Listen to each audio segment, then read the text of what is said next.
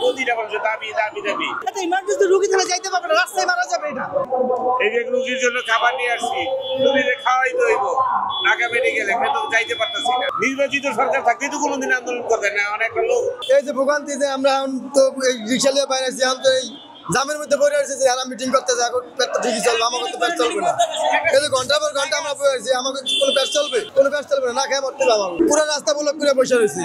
আমরা তো সাধারণ রিক্সাওয়ালা, সাধারণ পাবলিক ভোগান্তি, আমরা কি খাবো? আমাকে একটা ব্যবস্থা করে দেব। 5 আগস্টের পর সবাই এখন যার যার স্থান রাস্তাঘাট নিজের বাধ্যতা মনে করতেছে, বুঝছেন? এই রাস্তাঘাটের যে পরিস্থিতি, এখন কিছু বলতে গেলেও বলবে যে আপনার জামাত ইসলাম, বিএনপি, আওয়ামী লীগ, স্বৈরাচার। আগে হচ্ছে আমরা এখন অনেক ক্ষতি হয় জনগণের, সবার ক্ষতি। আন্দোলন একটা বড় অনেক সময় লাগে। আমরা এই যে কামাই করে পাচ্ছি না, জামের মধ্যে আটকে আছি, 2-3 ঘন্টা কামাই করতে পারছি না। 2-3 ঘন্টা জামের মধ্যে আটকে আছি।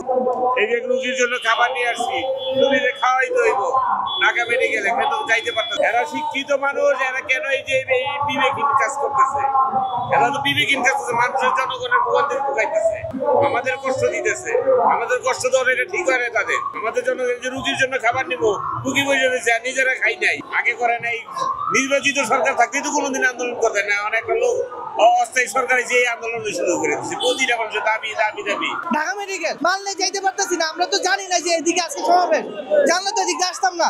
আমরা তো যেতে পারছি, আমরা তো ভুক্তভোগী ভাই এখন, ঠিক আছে? 2 দিন পর পর আন্দোলন, এগুলো তো ভাই আমাদের সাধারণ মানুষের তো খুব বিপদ। এগুলা শিক্ষকরা রাস্তা আটকাবে কেন? রাস্তা সাইড দিয়ে তোমরা আন্দোলন করো, রাস্তা কেন আটকাবে না ভাই? এটা মানুষের ভোগান্তি। এটা ইমার্জেন্সি রোগী তাহলে যাইতে পারবে না, রাস্তায় মারা যাবে। এটা ঢাকা মেডিকেল রাস্তা, এটা তাহলে যাবে কিভাবে? দুপুরবেলা বাড়াইছি 1-1.5 ঘন্টা হলে আর বেশি আটকে আছে। এইটা আর কেন দেবো?